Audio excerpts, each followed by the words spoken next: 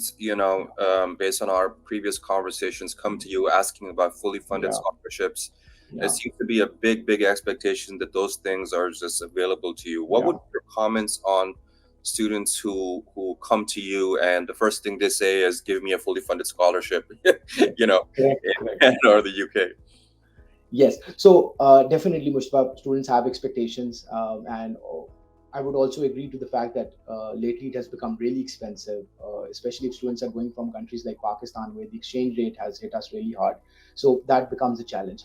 But there are some options, fully funded options, but that is not with the university itself. It's independent organizations that are sponsoring students to for the uplift of the community, and those type of programs do exist. So Fulbright is a huge program that takes around, last time I checked, around 150 students for their postgraduate studies to top schools in USA.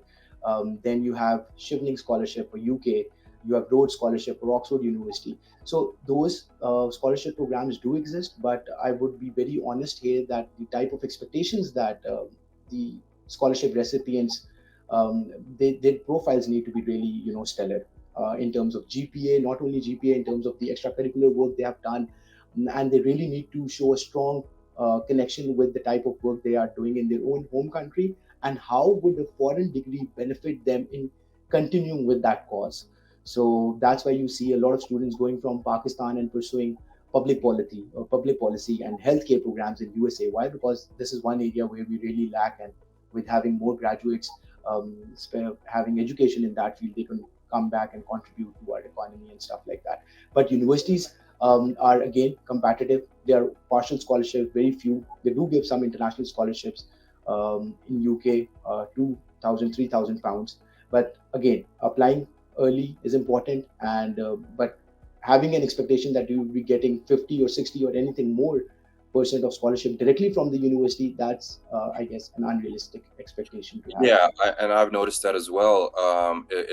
I came through the Canadian education system, and Yeah. a lot of students who are doing really well, Mm. having sort of in the 90th percentile of grades, may have this expectation that Mm. since I am such a stellar performer, that the school is going to finance my education, and they don't realize at the end of the Mm. day, Mm. schools actually don't fund Mm. scholarships out of their pocket. Correct. They are affiliated with certain funds out Mm. there Yeah. that want to, promote excellence. But very few universities actually have their own in-house scholarship program. Correct. Um, there might be some special bursaries for Yeah. performance that might give you maybe 25 to 30% Mm. off. Mm. But I think this expectation that a lot of students have is, Mm. find me a fully funded Yeah. program, my grades are great. It doesn't Yeah. really work like that. So I Correct. think it's important to highlight that point as well.